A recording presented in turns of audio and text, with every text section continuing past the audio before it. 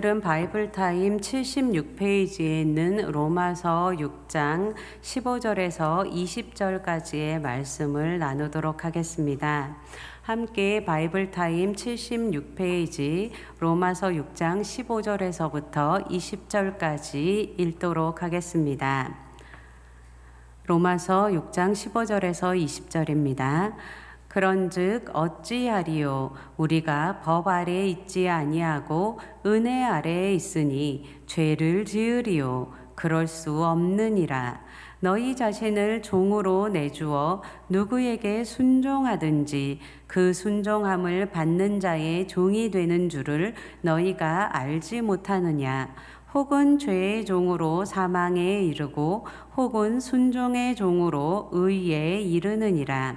하나님께 감사하리로다. 너희가 본래 죄의 종이더니 너희에게 전하여 준 바 교훈의 본을 마음으로 순종하여 죄로부터 해방되어 의에게 종이 되었느니라.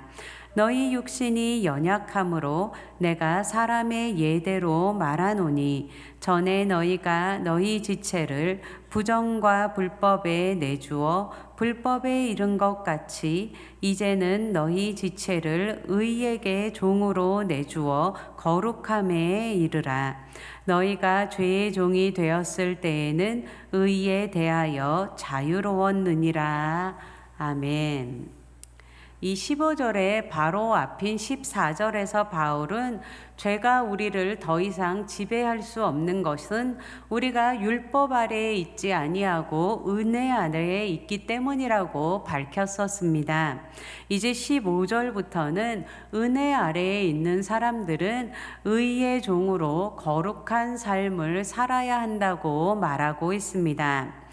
먼저 15절에서 바울은 우리가 율법이 아닌 은혜 아래에 있다고 해서 죄를 지어도 괜찮은가라는 질문에 대해서 결코 그렇지 않다라고 단언하면서 시작합니다.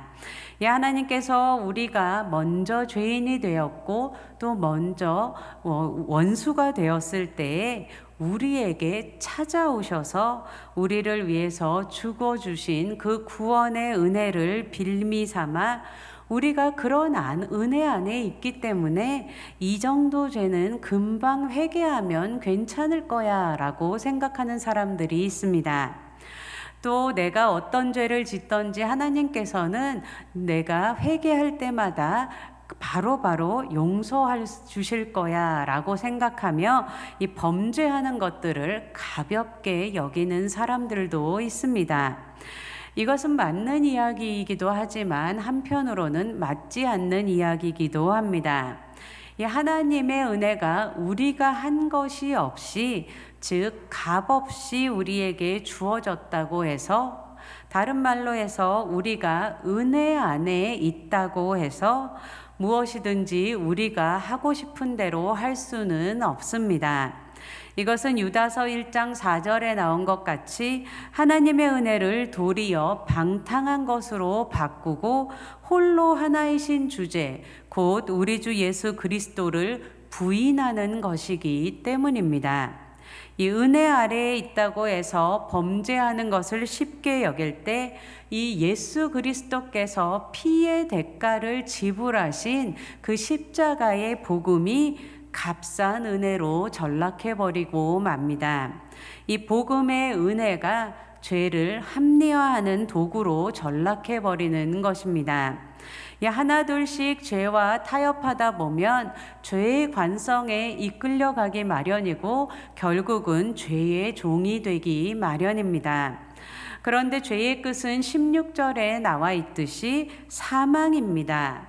이 사탄은 아직도 우리를 우는 사자와 같이 두루 다니며 삼키려고 찾아다니고 있기 때문에 우리가 우리의 정욕에 이끌려 죄에 굴복하게 되면 죄의 종으로 살 수밖에 없게 됩니다. 그러나 하나님은 창세기 4장 7절에서 죄의 소원은 내게 있으나 너는 죄를 다스릴지니라 라고 가인에게 말씀하셨던 것 같이 우리의 문 앞에 죄가 엎드러질지라도 하나님께서는 우리가 결연하게 대항하기를 원하십니다. 이 사단에게 대적하고 죄에 대항하는 방법은 하나님께 복종하는 것입니다. 이 야고보서 4장 7절은 그런즉 너희는 하나님께 복종할지어다 마귀를 대적하라 그리하면 너희를 피하리라라고 말합니다. 우리가 하나님께 순종하고 하나님의 말씀에 순종하는 것이 곧 죄의 종됨에서 해방되는 길이고 또 마귀를 대적하는 길입니다.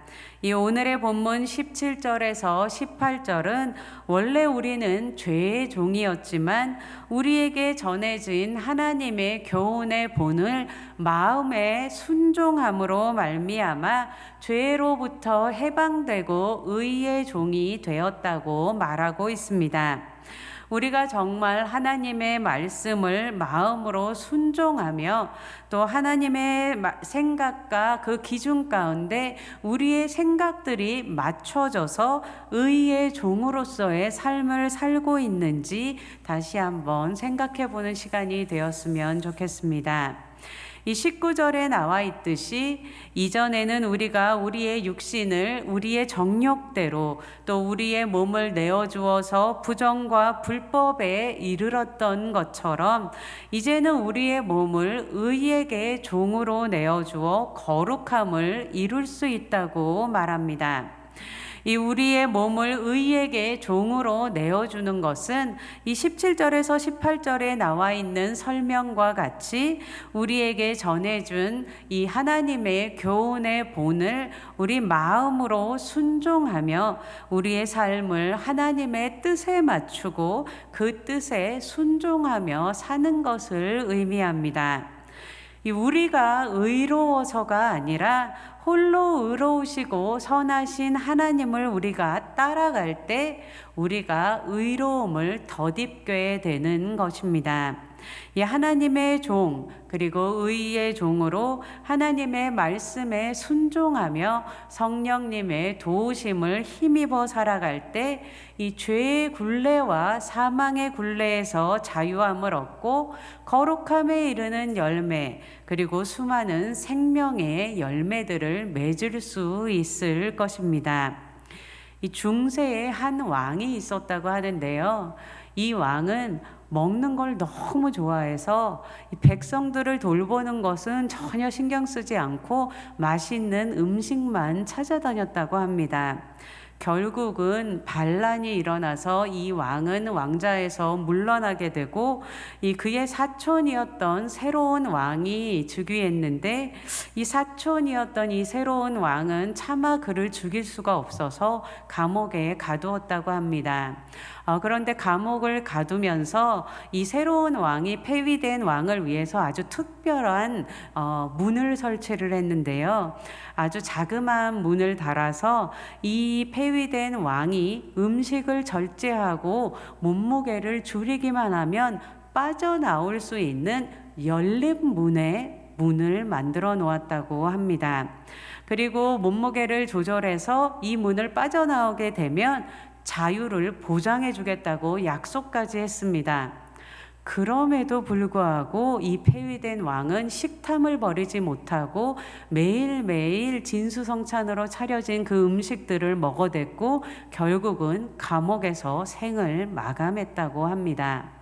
이 폐위된 왕에게는 음식을 절제하고 감옥에서 나올 수 있는 열린 문의 자유가 주어졌지만 그는 식탐의 노예가 되어서 결국은 생을 갇힌 채로 마감하게 되었던 것입니다. 지금 나는 누구의 종으로 살고 있는지 다시 한번 생각해 보는 시간이 되기를 축복합니다. 지금 내 삶의 주인은 누구인지 내 삶의 영역 가운데서 내가 하나님께 순종하고 있지 못하는 부분들은 혹시나 있지 않은지 다시 한번 돌아보시고 내 삶이 의의 종으로 또 거룩하게 이르는 열매들이 풍성하게 맺히며 또 생명에 이르는 열매들이 풍성하게 맺히는 삶으로 계속해서 갖고 나가시기를 축복합니다. 이 말씀을 가지고 3분 정도 개인적으로 묵상하는 시간을 갖고요. 이 말씀을 가지고 함께 나누는 시간 갖도록 하겠습니다.